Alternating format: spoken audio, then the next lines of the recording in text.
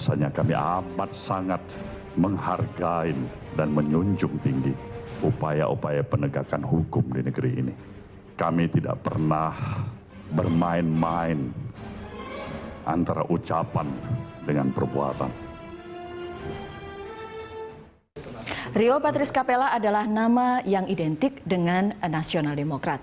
Dia awalnya menjabat sebagai Ketua Umum. Lalu setelah Partai Nasdem terbelit bergesekan dengan Haritanu Sudibyo, maka Rio kemudian turun menjadi Sekjen Partai Nasdem. Dan berikut adalah cuplikan pernyataan Rio Kapela saat menyatakan mundur dari partai yang turut dibesarkannya.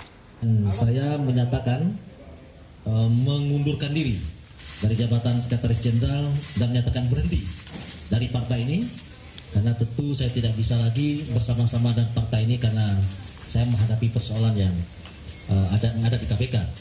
Nah, kemudian saya yakin bahwa partai ini akan terus berjalan dengan prinsip awalnya, ya, untuk melakukan perubahan dalam segala bidang, dan saya juga ikut membesarkan partai ini dari awal.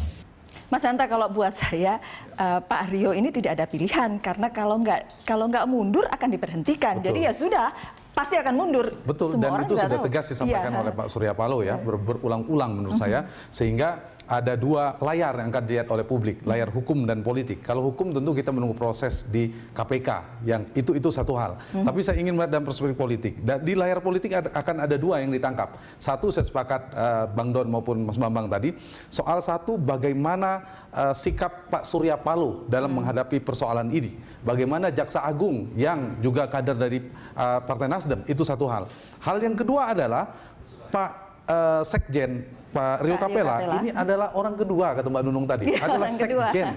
Yang kedua sebelumnya ada Pak Oce Kaligis, meskipun mungkin kita katakan tidak ada kaitan dan seterusnya, beliau ada ketua Mahkamah Partai, posisi-posisi strategis, sehingga perputarannya isu itu akan dua hal itu. Satu sisi begitu, ini kan bukan kader sembarangan, orang pernah jadi ketua umum, orang yang menjadi sekjen, yang mendirikan partai, jadi bukan kader biasa gitu. Yang kedua tadi itu ketua Mahkamah Partai, meskipun sebagai advokat dan seterusnya. Nah, dua hal ini yang akan dilihat oleh publik, yang mana lebih dominan. Ya, untungnya masih lama dari pemilu ya? Iya, itu diuntungkan itu, dan biasanya pemilih kita itu pendek ingatan dan pemaaf, sehingga ada peluang. Tapi posisi Pak Surya menurut saya positif dalam konteks ini ditangkap oleh publik ya. Iya. Tambahkan juga, ini dua masalah yang terbalik. Pak Oce Kaligis itu posisinya dalam konteks firma hukumnya itu dituduhkan memberikan gratifikasi, pemberi. Sedangkan di kasus Pak Rio menerima, dalam kasus gratifikasi menerima. Ini dua yang terbalik di satu tempat yang sama. Ya begitu. Dan sikap Partai Nasdem, sikap Ketua Umum terhadap dua-duanya tidak ada bedanya sama. Karena ini terkait dengan kemungkinan ada tindak pidana. Pak Joni, satu hal, ketika kemudian saya tadi katakan dalam kasus ini Partai Nasdem ya tunggu saja, nanti jangan-jangan ada tersangka lain lagi gitu, atau sudah ada dilakukan Partai Nasdem sendiri untuk meneliti kasus ini sebenarnya seperti apa gitu. Kalau tindakan preventif Partai Nasdem itu memang sudah dilakukan banyak langkah-langkah sebelumnya. Ya, kita menyadari betul, pimpinan partai menyadari betul ini manusia, para politisi yang harus punya kemampuan akrobat yang tinggi dan seterusnya. Tapi mekanisme itu memang sudah disiapkan sebelumnya untuk kita termasuk melakukan sumpah. Ya, untuk tidak melakukan ini di satu hal, partai. Dalam kasus ini diteliti nggak sama, diselidiki sendiri nggak sama Nasdem? Nah, per hari ini Pak Rio sudah tidak menjadi bagian dari Partai Nasdem, dan kalau itu melakukan penelitian itu sudah beyond capacity dan sudah tidak layak. Saya sih berharap tidak ada kejutan sesudahnya. Di Plate bilang Bang Surya tahu betul bahwa di sekitar dia ada macam-macam manusia. Itu juga tidak asing untuk saya. Karena kalau Bang Surya itu selalu bilang di sekitar saya banyak sekali jenis orang. Ada malaikat, ada manusia itu macam-macam lagi gitu. Jadi tapi semua orang punya fungsi. Tapi saya yakin ketika Nasdem ini dia itu hands on.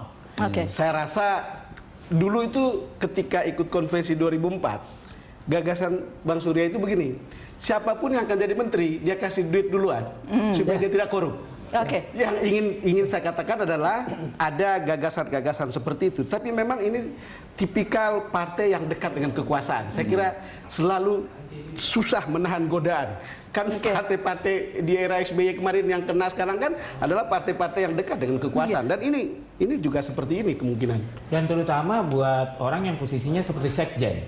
Karena seringkali di dalam partai itu, yang lain itu kan nggak mau tahu siapa yang bayar gaji pengurus, siapa yang bantu kantor cabang, siapa yang kalau ada orang kesulitan mau kampanye dan sebagainya datang ke pan minta duit sama bendahara dan sekjen. Jadi artinya risiko itu ada di situ. Sedangkan kita, keuangan partai politik kita kan ini masih jelas ya. Ini menjadi sumber dari segala macam korupsi. Makanya sehingga banyak kalau orang di negara-negara maju kayak di Jerman gitu kan, itu pemerintah aja lah kasih uang partai supaya nggak korupsi. yang ini Saya setuju sekali dengan apa yang dikatakan oleh Mas Bambang.